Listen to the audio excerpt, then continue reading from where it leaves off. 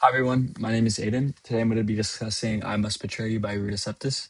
I have a little visual aid for talking points I made on the left. So if you see me looking this way, it's because I'm looking at that.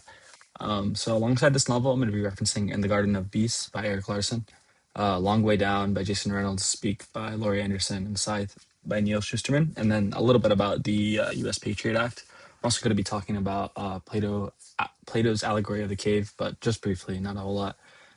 As you can see, some of these are kind of texts that we have read in the class, and some of these are from my prior explorations. But yeah, let's get into it. One of the biggest things that the novel conveyed to me was not simply just about Christians' experience and like this communist Romanian time, but more about like how in general governments, institutions, and even societies, like through social systems, can kind of convince people that resistance is impossible. In that same sense, it got me kind of thinking about what exists today in modern America that can somewhat reflect or we can draw lines to similarities between what we see in the novel with communist Romania and modern America.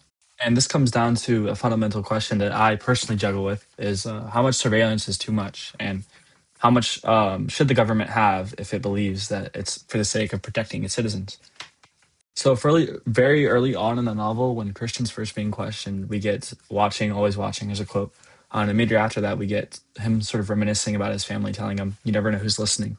And I think these sort of establish the atmosphere of what it is to be a person in the society.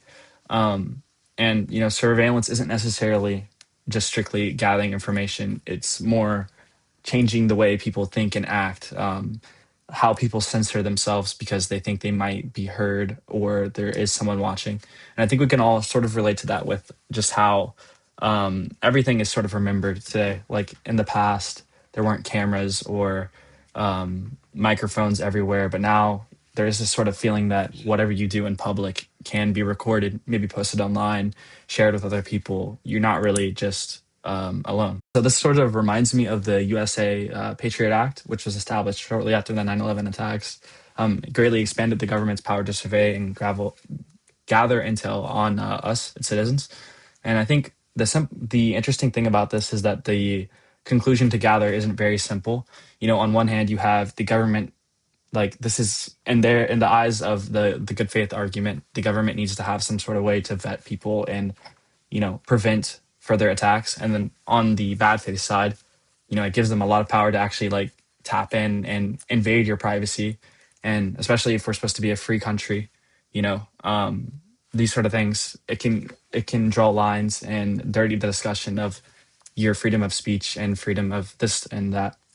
We all know the saying, with great power comes great responsibility. And so I think that sort of tension between balancing, we need protection and we need freedom, is exactly what makes "I Must Betray You" feel relevant today.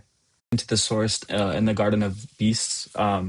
It's written by Eric Larson, and it's a Holocaust novel about William Dodd and his experience being the ambassador of America in Berlin when the Nazis start to come to power. So, in the sort of section that acts as the prologue in the novel, Larson writes, "These were complicated people moving through a complicated time before the monsters declared their true nature." And I think this quote perfectly captures what makes discussions about what I was previously saying about surveillance so difficult. History rarely feels obvious whenever you're living through it. Um, it's easy now to look back at the time and saying, why didn't anyone do anything when the Nazis were rising in power? Why didn't, you know, like people go after Hitler or this or that? But, that's with hindsight, we know what's coming. When you're actually living in the times, it's a lot harder to actually see like what is happening. In that same manner, most people, when they're living, they're not really choosing between an obvious good and evil. They're kind of choosing and voting on things that they think best reflects securing their best, their personal well-being, their freedom, their privacy, and their public safety. And I think that is what exactly drove the Patriot Act to be established in 9/11. But like I was saying earlier, we in hindsight we know like why, like we can point to this act being the start of the decline. But while we're living through it, we don't know. In that same way, the Romanians didn't really just wake up and realize, okay, we're living under an authoritarian regime. The government sort of kind of just slowly encroaches and gains more and more in power, and it snowballs. And eventually, like the things that they do just become normal, like surveillance and the invasion of someone's privacy just becomes like the everyday thing. No one really begins to question it. And so I really appreciate that about both Larson and Cepedus, is that they kind of force readers to ask this uncomfortable question that I was kind of circling around. How do you really recognize something happening in your society, like a privilege granted to the government that you would have otherwise just outright, like 10 years earlier, rejected? 250 years ago, when the Americans dumped the tea in the sea with the Boston Tea Party, that tax was only over like, roughly 6 to 8%. And now it feels like we get hit with like, 5 to 2% to tax like every year or every month. It's just become way more normalized and no one really says anything about it. Of the topic content, I think that something that could be really valuable for students and something that sets this book apart from a lot of other novels is that it's structured very uniquely. The book, we get the secure tape files, the recruitment reports, the transcripts, and official government documents. And when she could have just written everything through Christian's lens, and I don't think these are just stylistic choices. I think they were kind of authorial, and her authorial intention was to make us, the readers, feel like an investigator, where we're trying to constantly inform or figure out who's informing and who is lying and who should we trust and who should we not trust. It immerses us and transitions us further into like what it is the characters actually feel. And I noticed this same similar tactic is deployed by Neil Shusterman in Scythe.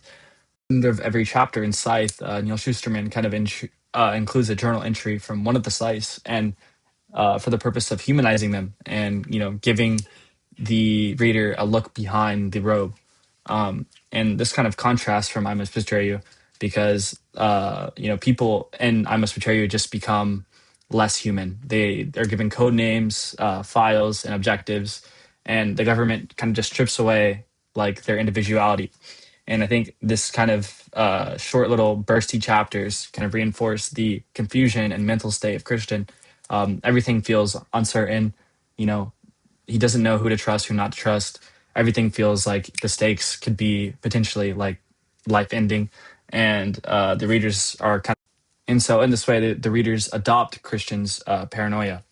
Kind of gets around the central question that should a book like this be in a school? And personally, I absolutely believe so. Um, Especially in the high school setting.